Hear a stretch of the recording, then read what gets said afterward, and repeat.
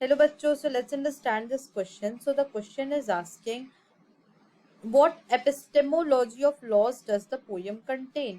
मतलब कि अगर हम जो भी लॉस हुआ है उसके नेचर को अंडरस्टैंड करें, उसके मतलब घूमने का जो नेचर है उसको समझे, तो इससे हमें क्या लेसन मिलता है अगर हम पूरे सिनेरियो के मोटो को समझने की कोशिश करें।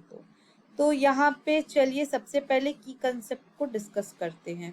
तो इसका की कंसेप्ट क्या होगा? तो इसका की कंसेप्ट होगा epistemology of loss. Why? Because कहीं ना कहीं ये जो क्वेश्चन है ये आपका रिवॉल्व ही कर रहा है इस टर्म के एपिस्टेमोलॉजी ऑफ लॉस।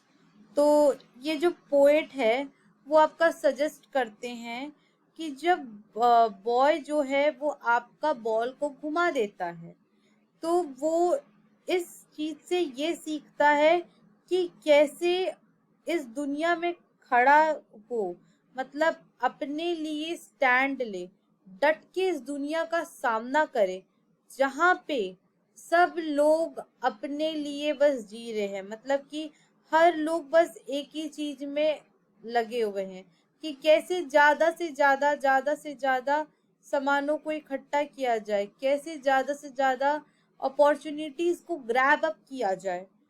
तो यहाँ पे क्या होता है कि जब आप एक अपॉर्चुनिटी लॉस करते हैं तो आप दूसरी अपॉर्चुनिटी पकड़ते हैं, दूसरे से तीसरा, तीसरे से चौथा। ऐसे क्या होता जा रहा है कि इन अदला बदली में आप ऐसे ऐसे चीजों को लॉस करें जो आपके लिए बहुत ज्यादा वैल्यूएबल है। और ऐसे में क्या होगा, जैसे मान लीजिए वो लड़के ने बॉल को घुमा दिया।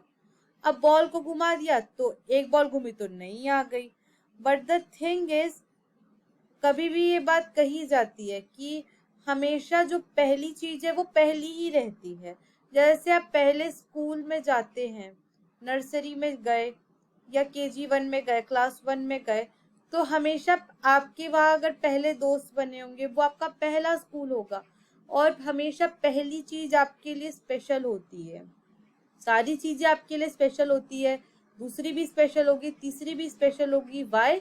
बिकॉज द थिंग इज, हर चीज के साथ एक अलग टाइप की मेमोरी एसोसिएटेड होगी। जब भी आप चाय बनाने जाते होंगे तो चाय बनाते वक्त जरूरी नहीं है कि हर दिन आप 1 चम्मच शक्कर डालेंगे। तो एक ही चम्मच शक्कर में जितनी शक्कर एक दिन में आ रही, तो दूसरे दिन हो सकता है कि आप थोड़ी ज्यादा शक्कर डाल दे, तीसरे दिन हो सकता है आप थोड़ी कम शक्कर डाल दे। तो हर दिन एक अपने में एक नया अनुभव हमें देता है, एक नया लेसन देता है। वैसे ही अगर आप कोई अपनी नई चीजें ले रहे हैं तो पुरानी चीजों को आप उससे रिप्लेस नहीं कर सकते, क्योंकि पुराने चीजों के साथ आपकी एक मेमोरीज जुड़ी होगी और उन मेमोरीज को आप कभी हटा नहीं सकते। और दूसरी बात ये कि उसे अपनी रिस्पॉन्सिबिलिटीज का भान होगा। क्यों? क्योंकि वो बॉल किसकी थी? उस लड़के की थी। घुमाई किसने? उस लड़के ने घुमाई। गलती किसकी यहाँ पे हुई? लड़के की। वाई? बिकॉज उसने अपनी बॉल को अच्छे से नहीं रखा, उसने अपनी बॉल को घुमा दिया। तो यहाँ पे उसे अपने रिस्पॉन्सिबिलिटी, अपनी जिम्मेदारियों का ख्याल रखना चाहिए कि हमें हमेशा हमारी चीजों को संभाल के रखना चाहिए। और पोएट हमें ये भी बोलता है कि ये जो मनी है वो एक एक्सटर्नल चीज है। मतलब कि आप पैसों से सामान तो खरीद सकते हैं, बट उसके पीछे की भावनाओं को खरीद पाना काफी मुश्किल होता है।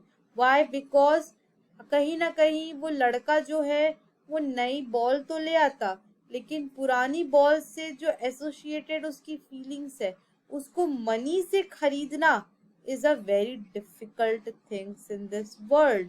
दैट इज द रीजन यहाँ पे कहा गया है कि money is an external thing.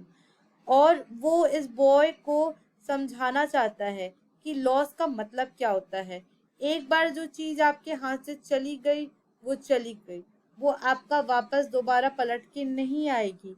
आज आप अपने दोस्तों के साथ बेंच पे मिल के खाना खाते हैं, तो 4-5 साल बाद ये जो मोमेंट को जब आप याद करेंगे कि अच्छा, मैं तो ये अपने दोस्तों के साथ मिल के बेंच पे बैठ के खाना खाता था, हम खूब मस्ती करते थे, लंच गेम्स पीरियड में हम खेलते थे, तो वो सब आपका जो चीजें हैं वो वापस नहीं आएगी। इसीलिए कहा जाता है कि हमें प्रेजेंट में जीना चाहिए। एक बार जो चीज खो गई सो खो गई, और ये हमारी जिंदगी की हार्श रियलिटी है। इसलिए यहाँ पे ये फिलॉसफी है कि जो भी अगर आपका कोई भी लॉस हो रहा है, जैसे किसी का सामान घूम गया, किसी की नौकरी जा रही है, अगर किसी के टेस्ट में मार्क्स कम आ रहे हैं, तो लाइफ वहीं तक सीमित नहीं है। हमें उस लॉस को सीखना चाहिए कि हमें ये लॉस क्यों हुआ, हमें ये लॉस कैसे हुआ, किन कारणों से हुआ। उस चीज को एनालाइज हमने किया, और उसके बाद हम क्या करेंगे, हम एक नया रोड मैप बनाएंगे कि अगर हम यहाँ सक्सेसफुल नहीं हो पाए तो हम दूसरी जगह सक्सेसफुल हो पाएंगे। So I hope this question has been clear to you. Thank you and best of luck.